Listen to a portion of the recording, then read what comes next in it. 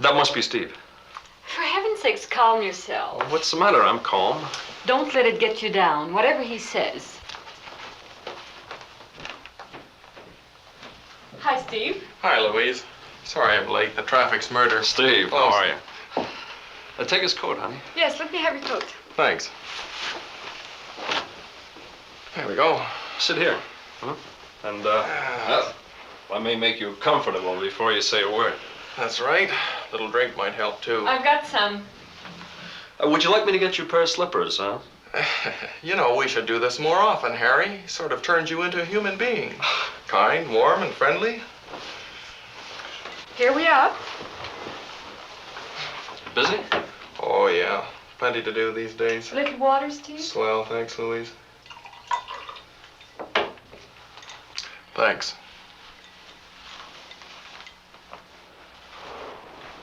Well, here's to it.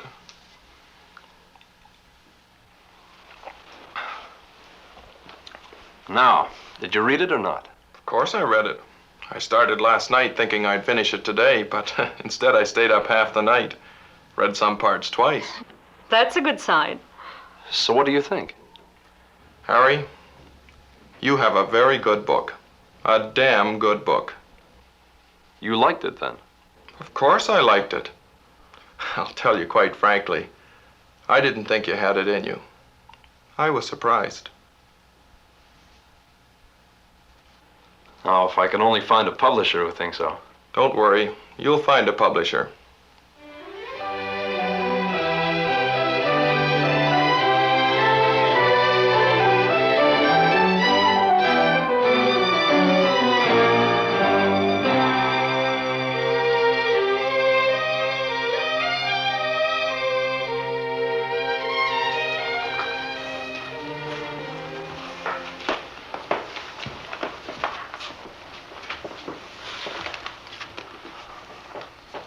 You know, that was a good point Steve made last night about the girl in chapter 6.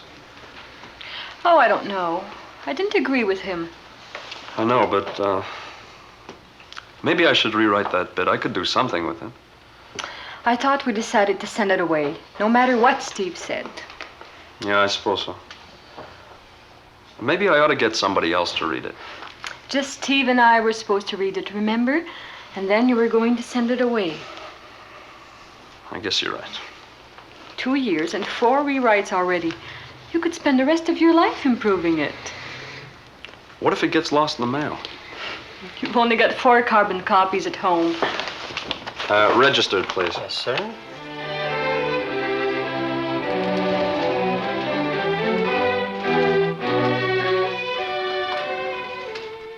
How about a publisher? Have you had any word yet?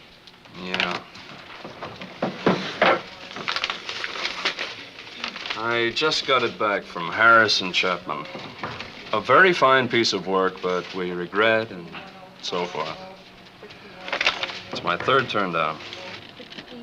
So, we wrap it up again and send it off again. Who gets it next? Lane McTaggart. Why do you keep sending it to Toronto?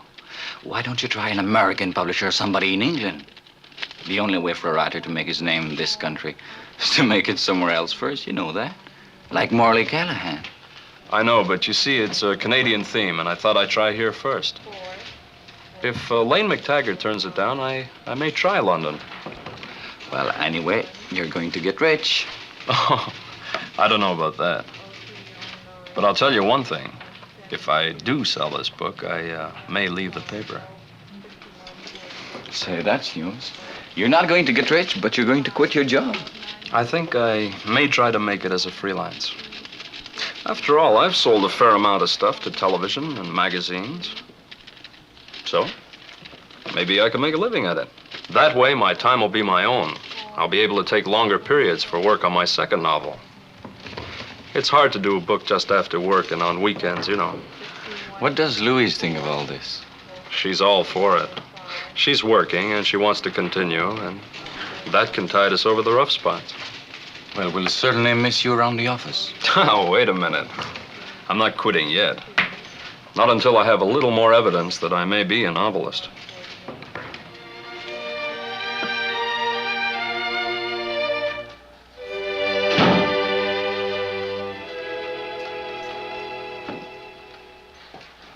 darling. What's this? I was so nervous waiting for you. I had to do something. I opened it.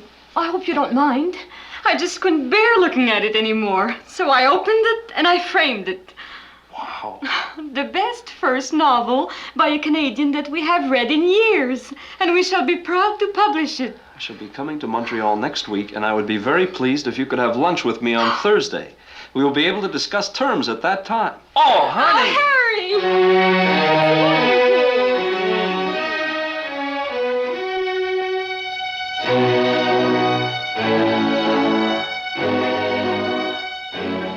That week, I went about my job as a newspaperman. I was doing some stories on new industrial developments, but my mind was elsewhere. I was at the endless literary cocktail parties and the autographing parties. I was considering magnificent imaginary offers from stage, television, movies. Not that I was going to sell out to crass commercialism. Not me. Sam Goldwyn, I thought, you can keep your lousy millions. I'm not going to let you make a musical out of my novel. And you, Mr. TV Director, I'm not going to let you change the ending, see?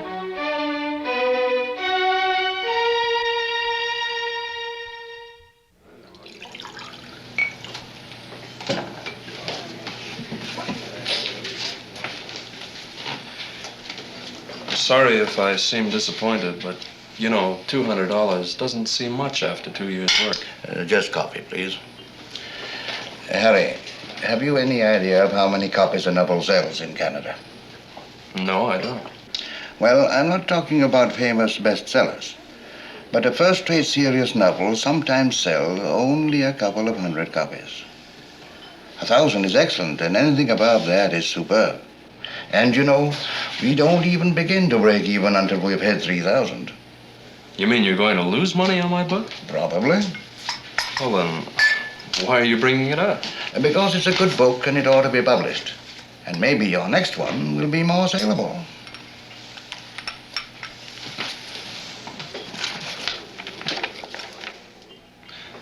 Look, I hate to carp, but isn't the writer's share of the proceeds pretty small? I mean, it says here that my royalty is 10%. Now, what happens to the other 90? Well, the bookseller gets 40%, and we get the other 50. I'd like you to remember, though, that our 50 has to cover production costs and advertising and travelers' commissions. Well, 40% to the bookseller seems an awful chunk to me. Maybe, but there are only about 50 bookshops in all Canada. And heaven knows many of them have a hard enough time of it. They need some encouragement. Only 50 bookshops in the whole country? Well, I'm speaking of those that specialize. Actually, there are less than that. When I say 50, I'm including book departments in the department stores. And I don't suppose they sell many Canadian novels, do they? No, they certainly don't. Although it isn't that they don't want to. It's just that we're up against tremendous British and American competition. I'd guess that American books get about 70% of the market here. Just how many Canadian novels do get published? I'd say that if you got 20 English novels and 10 French novels in a year, that would be a bumper year. Don't forget, there are only 10 companies that bring out the whole of Canadian novels. About this $200. Don't forget, it's only the advance. If the book sells at all well, you could get a whole lot more. And if we succeed in getting you published in England, there'd be another advance of $300 anyway. If we get an American publisher to bring it out in the States as well, he'd lay out at least $500 and maybe 1,000. Well, look, I'm not really kicking. I mean, I'm not in this just for the money, you know. If you were, you might as well stop right now. It's very rare to find a Canadian novelist who lives on his books alone. Yes, I realize that. The world doesn't owe me a living just because I want to write. After all, nobody forced me into it.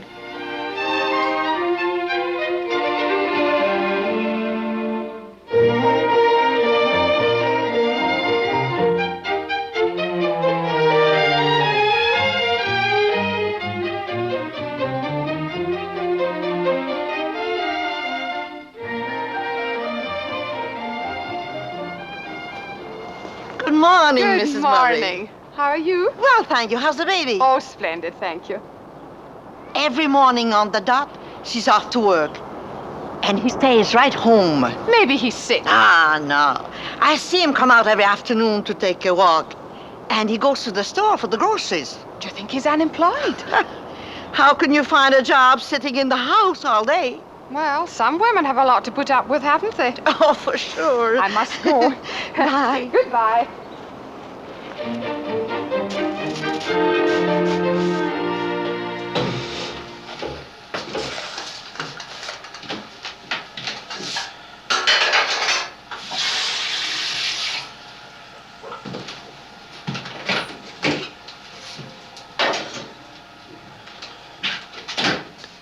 I'd left the paper 4 months after the book was accepted. And now, 3 months after that, I still wasn't completely adjusted to the freelance life. It's not easy to be your own boss.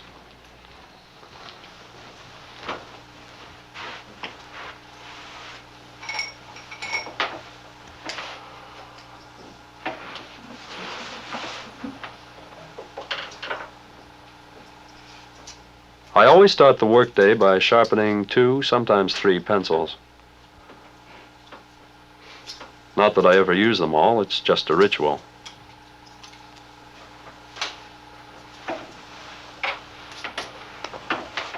Getting down to work, you see, is the most difficult part of the job.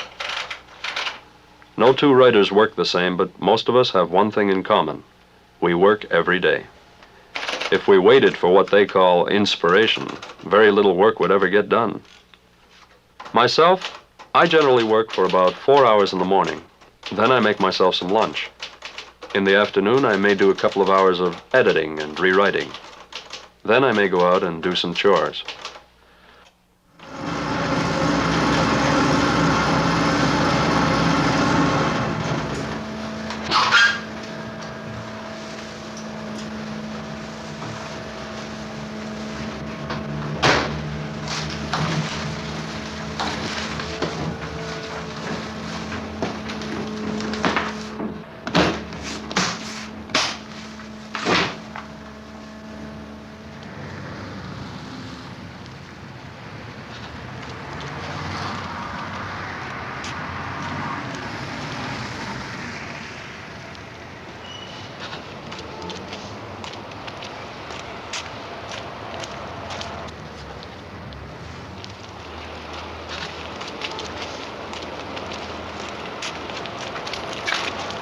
Harry Merton. Hey! You know, we were just talking about you last night. Years. I see in the papers you wrote a book. Yeah, it's going to be published pretty soon. Well, that's terrific, kid. Boy, are you ever going to be in the chips. Another Mickey Spillane, huh? It's not exactly that kind of book, Ed. Don't sell yourself short, kid. You always had the knack of putting one word after another. Listen, there's something I want to talk to you about. Oh? You know, everybody says to me, Ed, with the life you've led, you should write a book. Say, which way you walking? Straight along here. Well, I'll go with you, right? Sure. You see? Well, it wasn't Ed who was going to write the book. It was me. The idea was we'd get together every night for a couple of weeks over a beer, and Ed would just ramble along and reminisce. I'd whip it into shape, and we'd have a bestseller on our hands. Why, Ed's war experiences alone would knock them for a loop. I tried to explain that I needed my time to write my own books, but Ed couldn't seem to grasp that. Well, we'd have to get together sometime. Meanwhile, I had an appointment with a script editor.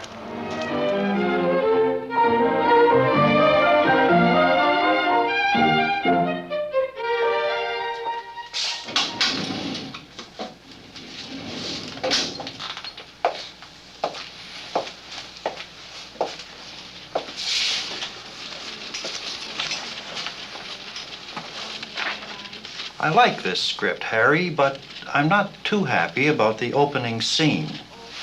You want me to do some rewriting? Murray Layton is going to direct this one. I'd like you to have a little chat with him. Do you know, I once rewrote a script 3 times for Layton. He ended up using the first version. Well, Murray's still our most talented director. I know. That's why I put up with it. Thank you. Well, now, When are we going to have another script from you? I don't know, Fred. I'm trying to get started on another novel at the moment. It takes time. You mean TV is too frivolous for you? We can't handle your lofty messages. No, it's not that. Well, why don't you look at TV sometime? We do handle some adult themes occasionally. Look, Fred, you know as well as I do, there's a big family audience and there'll always be a lot of taboos. But besides that, in dramatic writing, the writer is nothing more than a cog in the machine. The director can mess up the script, or the actors can forget their lines, Or the script can be a stinker in the first place, and the director and the actors save it. Yes.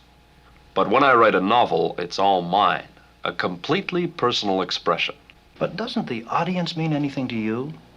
Get a TV play on the air, and it's seen by hundreds of thousands of people. Write your so-called serious novel, and it reaches what, 5,000? It's practically wasted. Wasted? Hey, don't forget the TV play fades away with the wind. But the novel is permanent. 5,000 people may read it this year, but who knows how many are going to read it in 10 years from now? Besides that, I'm not selling something. Literature isn't soap. Oh, why should a thing's value be proportionate to the number of people who buy it? I'm not trying to persuade people. I'm just trying to describe life as I see it.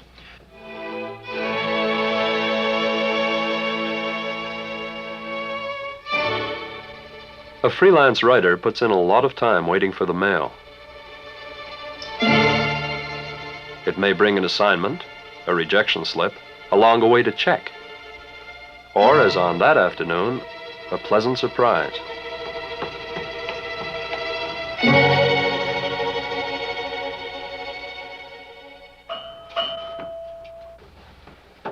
Morning, Mr. Merton. How are you? Package for you. Thank you.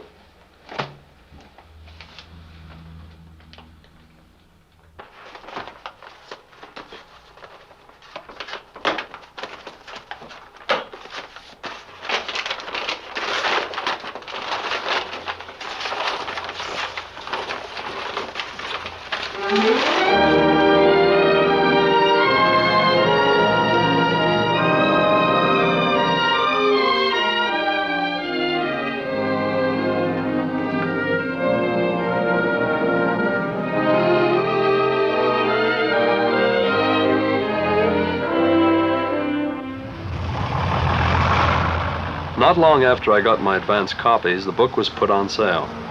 That evening, Louise and I spent a few anxious minutes waiting for the early edition of the morning paper. Maybe there would be a review.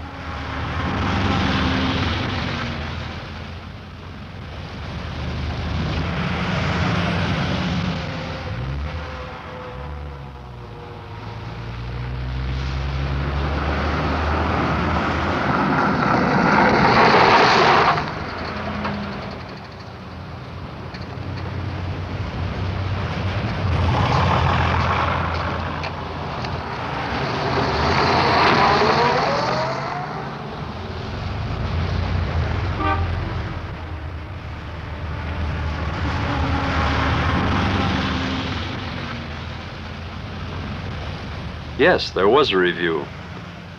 Not wholly successful, but highly original. Shows a great deal of talent and promise, and so on. Well, I suppose it could have been worse.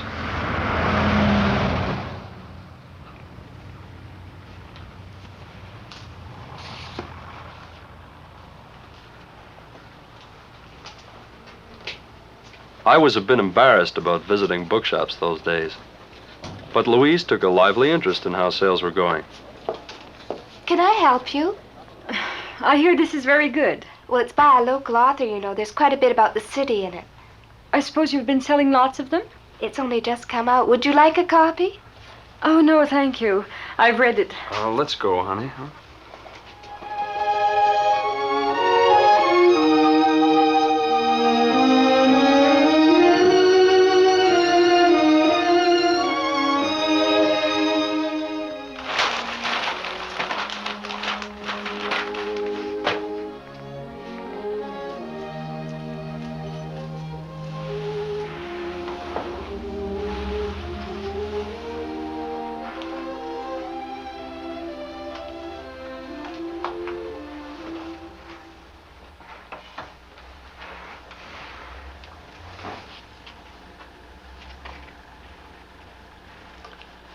Oh, no. You're not down in the dumps again, are you? I don't know. Louise, it's just not fair to you. What isn't fair? The way we've been living. The way we haven't really got any money. $300 one week and then 2 weeks without anything coming in. It's so irregular. You haven't had a new dress in months. I'm not complaining, am I? I ran into Frank McCormick yesterday. You remember him? We went to school together. Well, he's got some sort of a solid job. Nothing brilliant, but he's got a new car. He's buying a house of his own. He's the same age as I am. What have I got?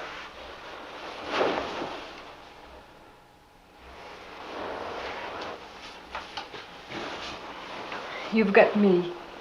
And you've written a book. And you're going to write much more. And you won't be happy unless that's what you do. So that's what you've got. That's what I hoped you'd say. But still, you know, if I was sure I was a second Hemingway or somebody, okay. Maybe I haven't got enough talent. Maybe I'm just another mildly competent writer. I think you're much more than that. But it might take a little more time. You read the reviews. I didn't exactly take them by storm. You're being too hard on yourself. Only a few of the reviews are in, and the average is pretty high. There isn't one that didn't say you had lots of talent. Besides, they loved you in Winnipeg, didn't they? And hated me in Toronto. Oh, that was only one of the Toronto papers. How do you know what the other two are going to say? They're probably ignoring me. Wait till Saturday. You know they don't all review the first week. Still, I don't know. Maybe I ought to go back to my old job. The boss says it's open if I want to come back. I met him on the street today. Honey, there'd be a check every week. You'd be able to quit work. Look, darling, let's get one thing clear from the start. I don't mind working. I'd feel terrible if you took a job just to please me. You told me many times how hard it is for you to get going on your second novel. You need the time to write. Besides, now that your book's out, you might get one of those Rockefeller Fellowships or Canadian Grant. I might not. It's fatal to count on those things. Why don't you go and see Lawrence Ryan and ask him what he thinks? He's been freelancing for an awful long time now. That's a thought. I might go around there tomorrow. Cream and sugar, Harry? Yes, please. I hate to break in on you like this, Mr. Oh, Ryan. don't mention it, Harry. It's a pleasure to see you. I've been wanting to ask you advice about something. Say, that's one thing I have in abundance. Advice. Are you working on a book right now? No, not at the moment. Actually, I am doing an article for one of the university quarterlies. You see, Harry, when a writer gets to be my age, he takes more time between books. Ideas don't come as easily as they used to. Then, too, he gets critical of the ideas that do come. That's just what I've been wondering about. When a writer gets to be your age... Oh, you manage, Harry, you manage. I've been thinking of giving up freelancing and taking a job. Oh? What kind of a job? With my old paper, the same job. I see. You don't approve? No, I didn't say that. You know, if I thought I had your talent, I wouldn't do it. But as it is... As it is, your first novel has come out. It hasn't set the world on fire, and you're disappointed. There's nothing wrong with having a little security, is there? I could work on the paper and write at night again. Oh, Harry, Harry. I've got a wife to think about, you know. And we want to have a family. Harry, I'm not your age. I'm an old man. But do you know how many promising young men I've seen go the way you're threatening to go? I didn't say I was going to give up writing. Oh, of course not. They never say that. You know what they say? Next year, Harry. Next year, I'm going to take 6 months off and write that novel. And when they're 50, they're still saying it. Oh, I know it's difficult to stick with it, But you've got to make up your mind one way or another, Harry. Either you write for money, or you write what you want to write and let the money take care of itself. Is it as clear-cut as all that? I think so.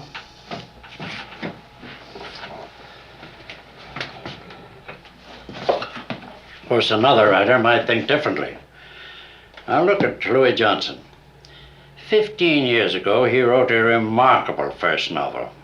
It was well reviewed. It sold 1,300 copies. And he made all of $350 on it.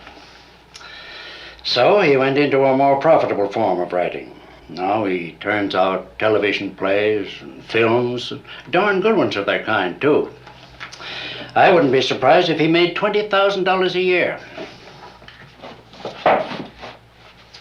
But he's not writing what he wants to write. I suppose you have to decide which is more important. That's right. And you know, there are fewer and fewer people today who don't automatically put money first. Look, do you mind if I'm very blunt? No. Well, here you are, one of the few novelists in Canada with an established reputation. But what happens if someday you find you can't write anymore? As you say, the ideas just don't come. Well, who gives you a pension? Where's your retirement fund? What do you do for a buck, to put it crudely? Well, I'll be just as blunt. You trade on your name, Harry. You do reviews, write articles, give lectures, and you put together a living in that way. You know, I'm not bitter. Oh, sure, I don't own my own home, and I drive a pretty antiquated car. But there are moments when I'm rather pleased with what I have done. Writing has its satisfactions, you know. Oh, I know that. Why, only the other night, a sweet little old lady came up to me and told me how much she had enjoyed my last novel. As it turned out, she thought I was the author of The Old Man in the Sea.